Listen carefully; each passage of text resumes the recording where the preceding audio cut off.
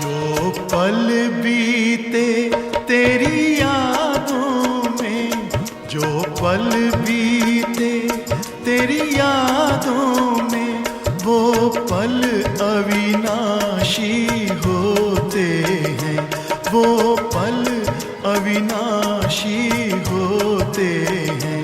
हर पल को सफल बना देंगे, हर पल को सफल। वतन में भोग लेकर के पहुंची। आज जैसे ही वतन में पहुंची तो देखती हूँ बाबा कहीं से चक्कर लगा करके आ रहे थे वतन में। तो बाबा कहने लगे, बच्ची आज विशेष शिव बाप की आराधना का समय, सावन का मास शुरू हो रहा है, इसलिए बाबा भक्त बच्चों के पास चक्कर लगाने के लिए निकल गए। बाबा ने कहा कि बच्ची भक्ति में तो शिव बाबा के ऊपर इतना जल लोटा दूध का पानी का चढ़ाते हैं और कोई भी देवी देवताओं के ऊपर इतना जल पानी नहीं चढ़ाते। बाबा बड़े प्यार से मुस्कुराते हुए सुना रहे हैं। बाबा ने कहा कि इसलिए भक्ति में भी शिव बाबा के ऊपर कभी कपड़ा पहनाते नहीं देखा है, क्योंकि जितना जल डालना है, जितना दूध पानी डालना है, उतना भक्त बच्चे डालते रहते हैं। पर कोई भी, चाहे राधे कृष्ण हो, चाहे लक्ष्मी नारायण का हो, चाहे राम सीता का हो, कोई भी देवी देवताओं के ऊपर इस प्रकार पानी जल नहीं डालते। तो बाबा ने कहा कि बच्ची इसका अर्थ मालूम है? तो मैंने बाबा को कहा इसका अर्थ तो आप ही बतलाएंगे। तो बाबा ने कहा कि भक्ति में शिव बाबा के अनेक नाम लेते हैं। पाप काटने वाला मुक्तेश्वर कहते हैं, अनेक बहुत नाम है। तो बाबा ने कहा इसलिए भक्ति में भी शिव बाबा के ऊपर अक का फूल, जिसमें कांटे और कोई खुशबू नहीं होती।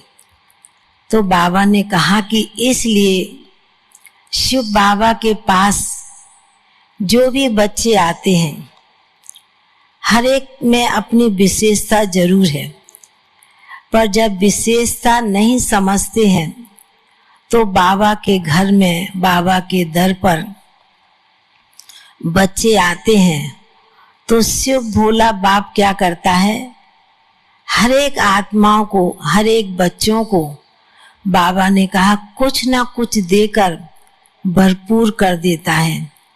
बाबा ने कहा बाप सागर है ना, देवताओं को कभी सागर नहीं कहा गया है, शिव बाप को सागर कहते हैं। तो बाबा ने कहा इसलिए भक्ति में कई तरह से कई रिवाज चली आती है, पर बाबा ने कहा ये भी एक बड़ी विशेषता है। देवताओं की पूजा भक्ति 1-2 दिन करेंगे, पर शिव बाबा की 1 मास पूजा होती है और बड़े प्यार से, बड़े स्नेह से, भक्ति भाव से बाबा ने कहा भगत बच्चे करते हैं।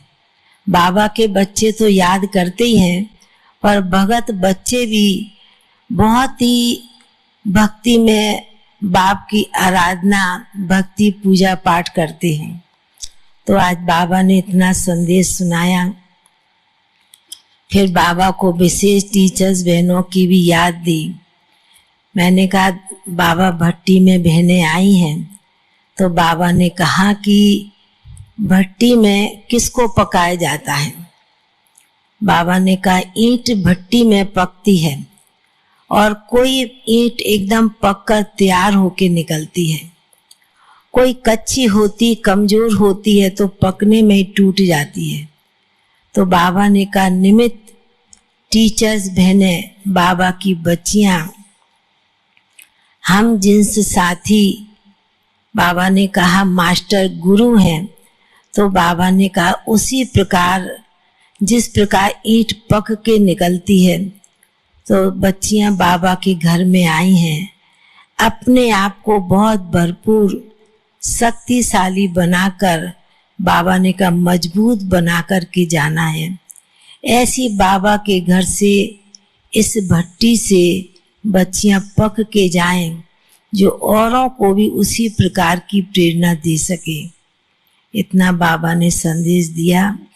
बाबा के आगे सन्मुख भोग रखा था, तो आज विशेष प्रेम बहन के निमित्त, माता जी के निमित्त भोग था।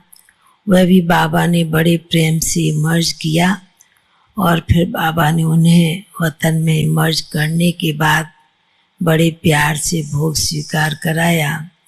और फिर बाबा ने सभी को, आप सभी भाई बहनों को भी, विशेष टीचर्स को भी बहुत बहुत दिल की याद प्यार दी। बाबा का याद प्यार लेके नीचे पहुंच गए। पालना साकार की